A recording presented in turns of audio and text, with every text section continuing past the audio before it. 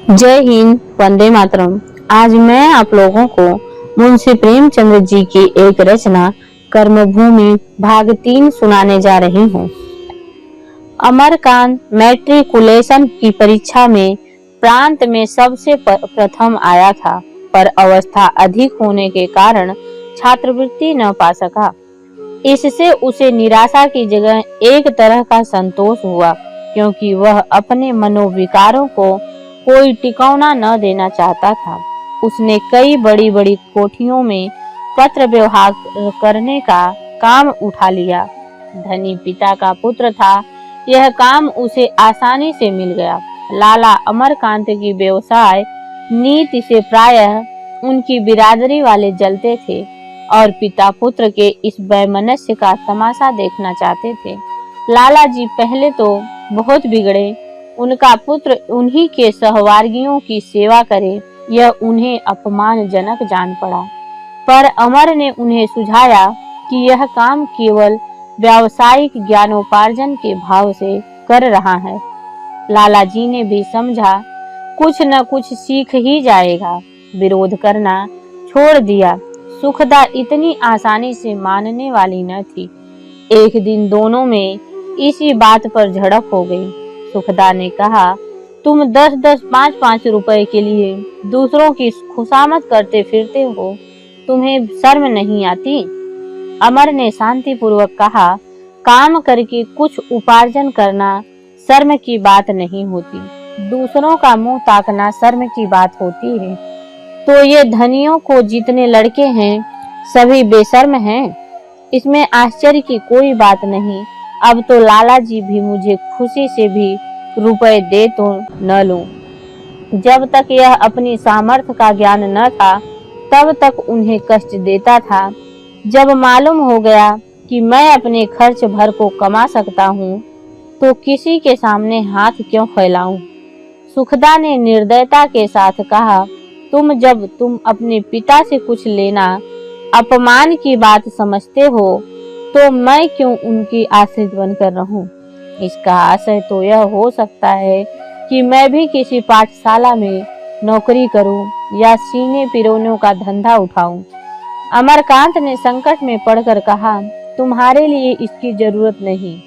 क्यों, मैं खाती पहनती नहीं हूँ, गहने नहीं बनवाती हूँ, पुस्तकें नहीं लेती हूँ, पत्रिकाएं मंगवाती हूँ दूसरे ही की कमाई पर। तो इसका तो यह आशय भी हो सकता है कि मुझे तुम्हारी कमाई पर भी कोई अधिकार नहीं, मुझे खुद परिश्रम करके कमाना चाहिए। अमरकांत को संकट से निकलने की एक युक्ति सूझ गई। अगर दादा या अम्मा जी तुमसे चिढ़ें और मैं भी ताने दूं, तब निसंदेह तुम्हें खुद धन कमाने की जरूरत पड़ेगी। कोई मुंह से न कहे पर मन में तो समझ सकता है। अब तक तो मैं समझती थी कि तुम पर मेरा अधिकार है, तुमसे जितना चाहूंगी लड़कर ले लूंगी, लेकिन अब मालूम हुआ मेरा कोई अधिकार नहीं। तुम जब चाहो मुझे जवाब दे सकते हो। यही बात है या कुछ और? अमरकांत ने हार कर कहा, तो तुम मुझे क्या करने को कहती हो? दादा से हर महीने रुपए के लिए लड़ता रहूं? सुखदा बोली, हाँ, मैं यही चाहती हूँ। यह दूसरों की चाकरी छोड़ दो और घर का धंधा देखो। जितना समय इधर उधर देते हो उतना ही समय घर के कामों में दो। मुझे इस लेन देन में सूद ब्याज से घृणा है। सुखदा मुस्कुरा कर बोली, यह तो तुम्हारा अच्छा तर्क है।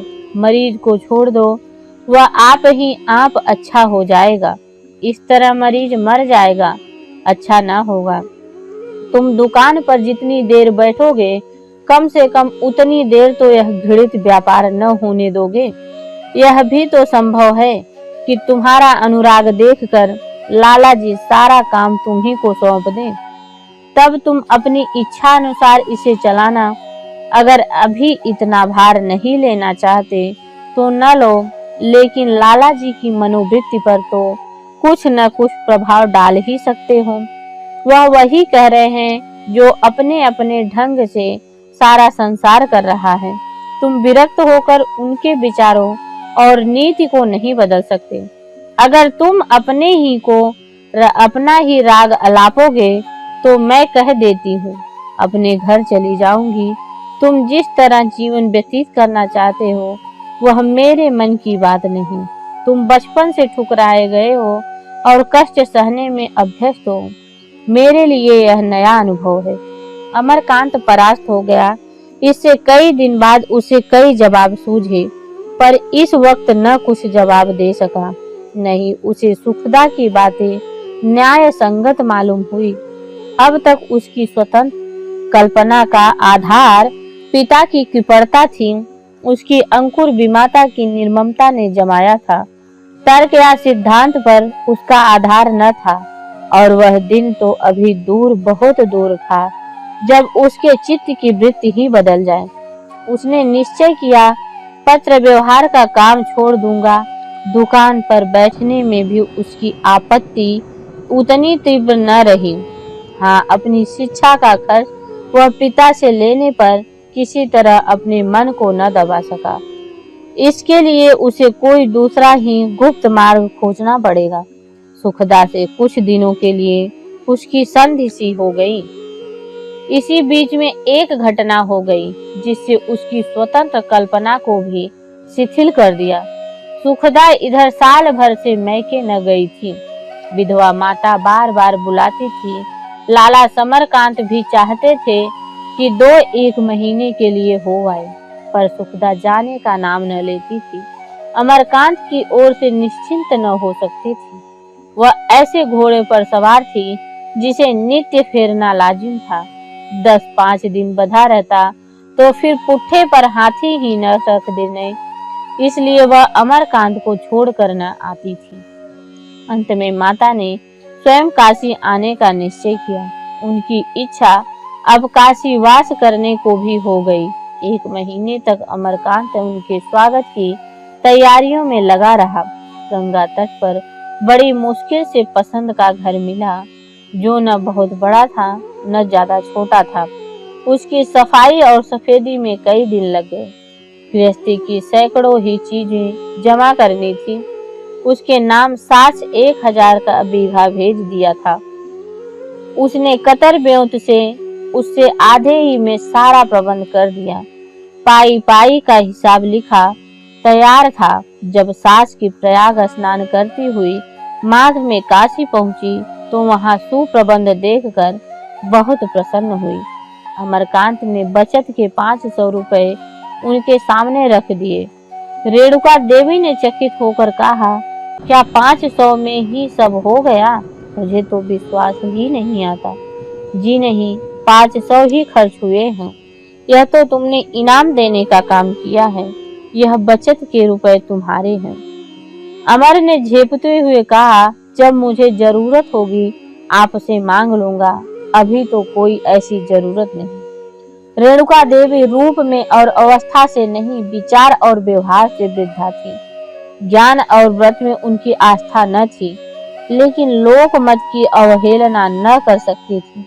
विधवा का जीवन तप का जीवन है। लोकमत इसके विपरीत कुछ नहीं देख सकता। रेणुका को विवश होकर धर्म का स्वांग भारना पड़ता था, किंतु जीवन बिना किसी आधार के तो नहीं रह सकता। भोग विलास सैर तमाशे से आत्मा उसी भ्रांति संतुष्ट नहीं होती जैसे कोई चटनी और अचार खाकर अपनी क्षुधा को शांत नहीं कर सकता। जीवन किसी तथ्य पर ही टिक सकता है। रेणुका के जीवन में यह आधार पशु प्रेम था। वह अपने साथ पशु पक्षियों को एक चिड़िया घर लाई थी। तोते, मैने, बंदर, बिल्ली, गाय, हिरन, मोर, कुत्ते आदि पाल रखे थे और उन्हीं के सुख दुख में सम्मिलित होकर जीवन में सार्थकता का अनुभव करती थी। हर एक का अलग अलग नाम था, रहने का अलग अलग स्वस्थ स्थान था, खाने पीने के अलग अलग बर्तन थे। अन्य रसोइयों की भांति उनका पशु प्रेमी नुमाइशी फैशनेबल या मनोरंजक न था। अपने पशु पक्षियों में उनकी जान बसती थी। वह उनके बच्चों को भी उसी मातृत्व भरे स्नेह से खिलाती थी मानो अपने नाती पोते हों। ये पशु भी उनकी बातें, उनके इशारे कुछ इस तरह समझ जाते थे कि आश्चर्य होता था। दूसरे दिन माँ बेटी में बातें होने लगी। रेणुका ने कहा, तुझे ससुराल इतनी प्यारी हो गई। सुखदा लज्जित होकर बोली, क्या करूं अम्मा, ऐसी उलझन में पड़ी हूँ कि कुछ सूझता ही नहीं। बाप बेटे में बिल्कुल नहीं बनती। दादा चाहते हैं वह घर का धंधा देखें, वह कहते हैं मुझे इस व्यवसाय से घृणा होता है। मैं चली जाती हूँ तो न जाने क्या दशा होती। मुझे बराबर खटका लगा रहता है कि वह देश विदेश की राह न देख लें। तुमने मुझे कुएं में ढकेल दिया और क्या कहूँ। रेणुका चिंतित होकर बोली, मैंने तो अपनी समझ में घर वर दोनों ही देखभाल कर विवाह किया था, मगर तेरी तकदीर को क्या करती।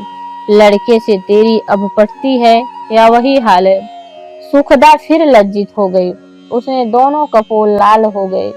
सिर झुकाकर बोली, उन्हें अपनी किताबों और सभाओं से छुट्टी नहीं मिलती। तेरी जैसी रूपवती एक सीधे साधे छोकरे को भी न संभाल सकी।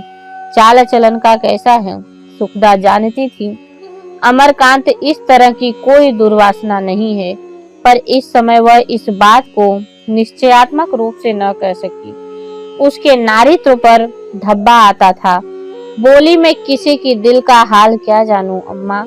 इतने दिन हो गए, एक दिन भी ऐसा न हुआ हो कि चीजें लाकर देते हो, जैसे चाहूं रहूं, उनसे कोई मतलब नहीं। रेणुका ने पूछा, तू कभी कुछ पूछती क्यों नहीं? कुछ बनाकर खिलाती है? कभी उसके सिर में तेल डालती है? सुखदा ने गर्व से कहा, जब वह मेरी बात नहीं पूछते तो मुझे क्या गरज पड़ी है कि वह बोलते हैं तो मैं बोलती हूँ। मुझसे किसी की गुलामी नहीं होगी। रेणुका ने ताड़ना दी, बेटी बुरा न मानना, मुझे बहुत कुछ तेरा ही दोष दिखता है। तुझे अपने रूप का गर्व है। तू समझती है वह तेरे रूप पर मुग्ध होकर तेरे पैरों पर सिर रगड़ेगा। ऐसे मर्द होते हैं, यह मैं जानती हूँ, पर वह प्रेम टिकाऊ नहीं होता। न जाने तू क्यों उससे तनी रहती है। मुझे तो वह बड़ा गरीब और बहुत ही विचारशील मालूम होता है। सच कहती हूँ, मुझे उस पर दया आती है। बचपन में तो बेचारे की माँ मर गई, बीमाता मिली, वह भी डायन। बाप हो गया शत्रु, घर को अपना घर न समझ सका। जो हृदय चिंता भार से इतना दुर्बा हुआ हो, उसे पहले स्नेह और सेवा के पोलों पे करने के बाद तभी प्रेम का बीज बोया जा सकता है। सुखदा चिढ़कर बोली, वह चाहते हैं मैं उनके साथ तपस्विनी बनकर रहूं, रूखा सूखा खाऊं, मोटा झोटा पहनूं और वह घर से अलग होकर मेहनत और मजूरी करें। मुझसे यह न होगा। चाहे सदैव के लिए उनसे नाता ही टूट जाए, वह अपने मन की करेंगे। मेरे आराम तकलीफ की बिल्कुल परवाह न करेंगे, तो मैं भी उनका मुंह न जोहूंगी।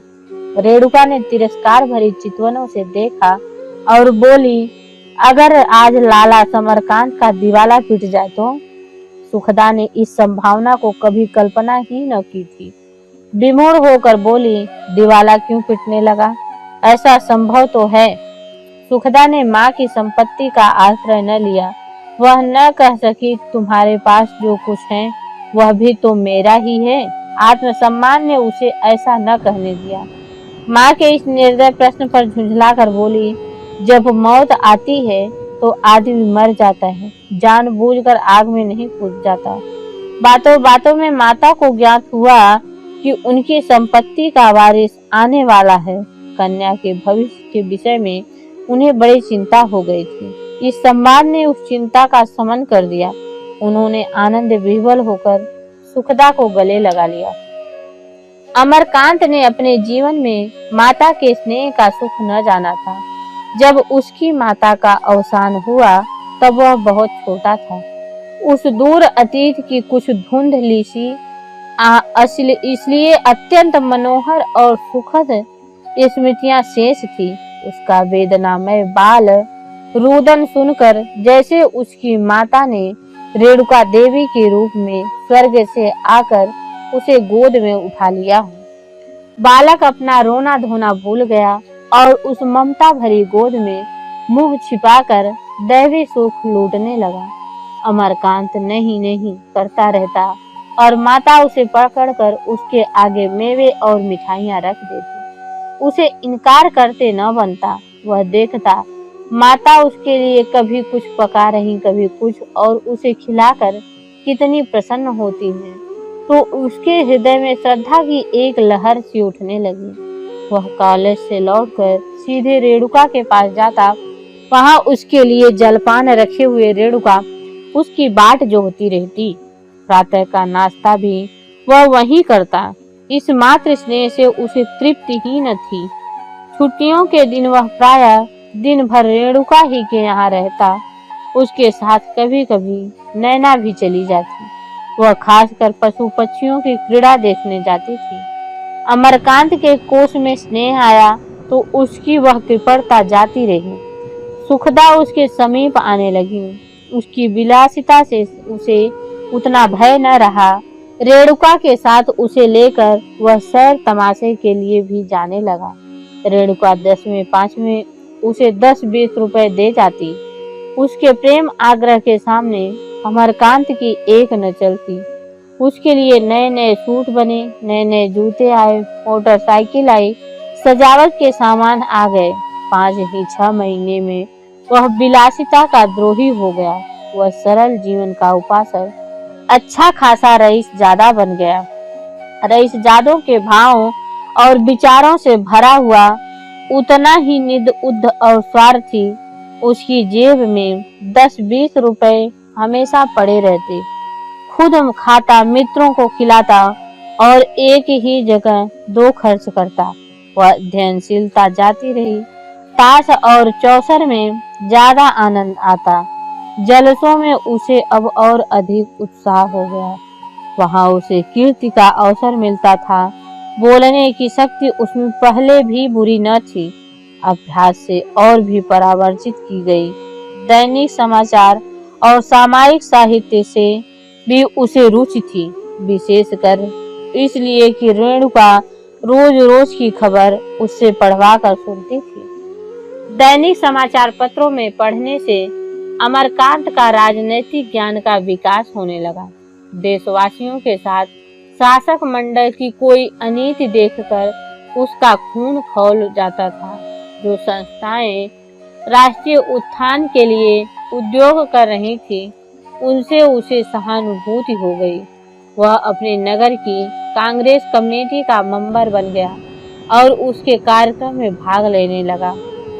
एक दिन कॉलेज के कुछ छात्र देहातों की आर्थिक दशा की जांच पड़ताल करने निकले। सलीम और अमर भी चले। अध्यापक डॉक्टर शांति कुमार उनके नेता बनाए गए। उनके गांव की पड़ताल करने के बाद मंडली संध्या समय लौटने लगी तो अमर ने कहा, मैंने कभी अनुमान न किया था कि हमारे कृषकों को भी इतनी निराशाजनक होगी। सलीम, तालाब के किनारे वह जो 4-5 मल्लाह थे, उनमें तो लोहे के 2-1 बर्तन के सिवा कुछ भी नहीं था। मैं समझता था देहातियों के पास अनाज की बखारें भरी होंगी, लेकिन यहाँ तो किसी के घर में अनाज मटके तक न थे। शांति कुमार बोले, सभी किसान इतने गरीब नहीं होते। बड़े किसान के घर में बखारें भी होती हैं, लेकिन ऐसे किसान गांव में 2-4 से ज्यादा नहीं होते।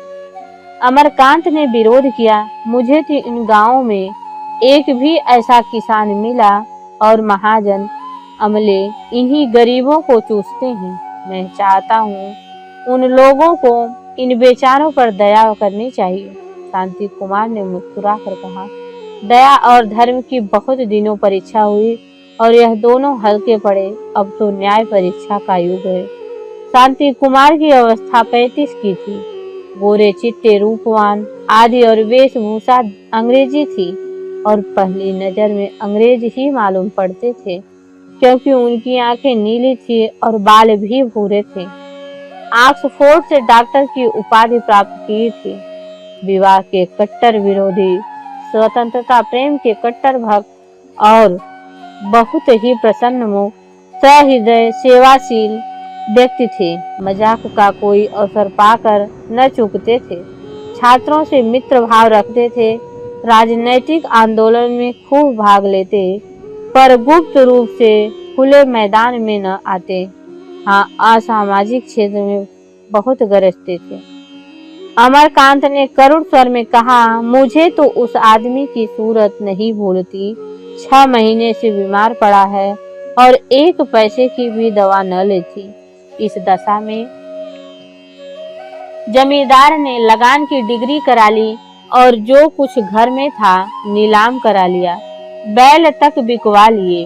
ऐसे अन्यायी संसार की नियंता की कोई चेतना शक्ति है? मुझे तो इसमें संदेह हो रहा है। तुमने देखा नहीं, सलीम गरीब के बदन पर चिथड़े तक न थे। उसकी वृद्ध माता का उठकर ठक ठक रोती थी।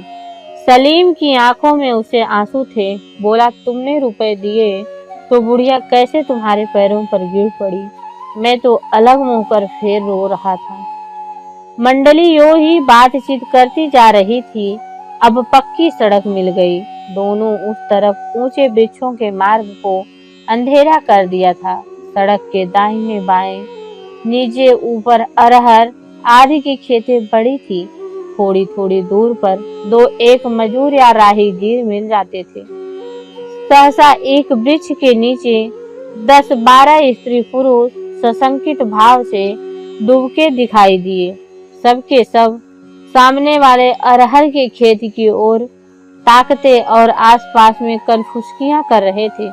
अरहर के खेत की मेड़ पर 2 गोरे सैनिक हाथ में बेंत लिए अकड़े खड़े थे। छात्र मंडली की कौतुक हुई। सलीम ने एक आदमी से पूछा, क्या माजरा है, तुम लोग क्यों जमा हो? अचानक अरहर के खेत की ओर से किसी औरत की चित्कार सुनाई पड़ी। छात्र वर्ग पर डंडे संभालकर खेत की तरफ लकवा। परिस्थिति उनकी समझ में आ गई थी।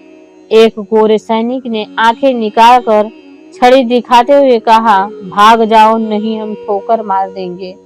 इतना उसके मुंह से निकला था कि डॉक्टर शांति कुमार ने लपक कर उसके मुंह पर घूंसा मारा। सैनिक के मुंह पर घूंसा पड़ा तो तिलमिला उठा, पर था घूंसेबाज। मजा आ गया। घूंसे का जवाब जो दिया तो डॉक्टर साहब गिर पड़े। उसी वक्त सलीम ने अपनी हाथी स्टिक कर उस गोरे के सिर पर जमाई। वह चौंधिया गया, जमीन पर गिर पड़ा और जैसे मूर्छित हो गया। दोनों सैनिक को अमर और एक दूसरे छात्र ने पीटना शुरू कर दिया।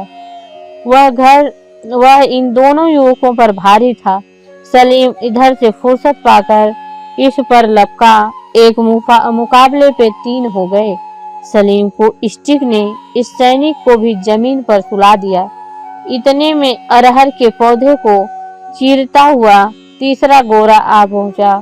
डॉक्टर शांति कुमार संभल कर आए, पर लपके ही थे कि उन्हें रिवाल्वर निकाल दाग दिया। डॉक्टर साहब जमीन पर गिर पड़े। अब मामला नाजुक हो गया था। तीनों छात्र डॉक्टर साहब को संभालने में लगे पड़े थे। अब भी भय भी लगा हुआ था कि दूसरी गोली न चला दे।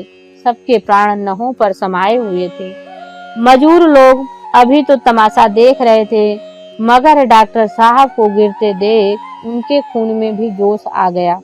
भय की भांति साहस भी संक्रामक होता है। सबके सब अपनी लकड़ियों संभाल कर गोरे पर दौड़े।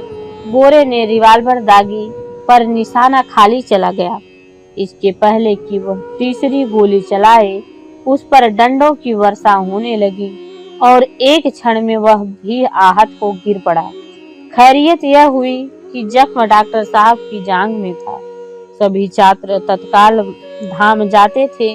घाव का खून बंद कर दिया और पट्टी बांध दी। उसी वक्त एक युवती खेत से निकली और मुंह छिपाए लंगड़ाती कपड़े संभालती एक तरफ चल पड़ी।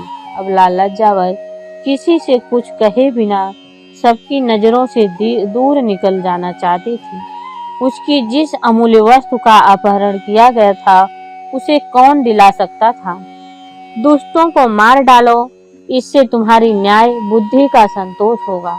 उसकी तो जो चीज गई, वह अपना दुख रोए क्या रोए।